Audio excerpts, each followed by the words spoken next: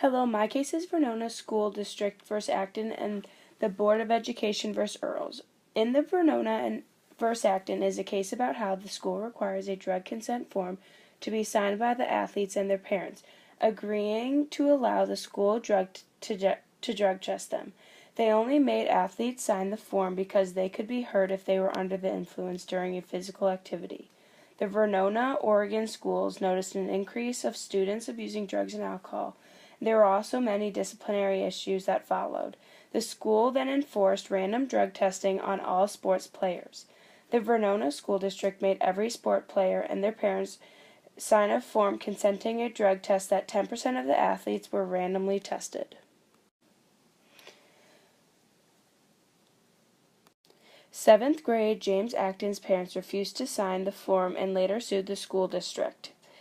Parents argued that this violated their Fourth Amendment right that guarantees citizens freedom from unreasonable search and seizures.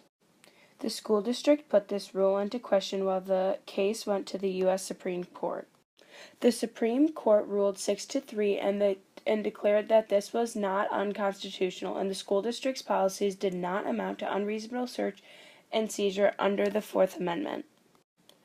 Not only are teachers and the school allowed to randomly drug test, but they are also allowed to search any property of the students on school grounds. This is called loco parentis, which means in the place of a parent, which refers to the legal responsibility of a person or organization to take some of the function and responsibility of a parent.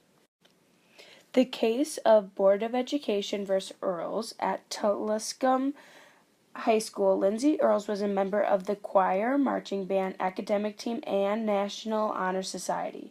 She and Daniel James and their parents deemed this as unconstitutional as it broke their Fourth Amendment right when the school asked them to do random drug testing. The school was also neglecting to tell the students and families why this drug testing would be beneficial or helpful to students. So the students believed that this school should have probable cause before testing students for drugs. Also, students involved in extracurriculars, not only sports, have no reason to be drug tested because they could not get hurt and they are not subjected to regular physicals and communal undress. The courts need to prevent drug use by school children because the drug abuse problem is getting more and more intense, but agreed that only individuals who participate in sports can be randomly drug tested, not anyone else. So the courts ruled that it is unconstitutional to drug test anyone other than athletes.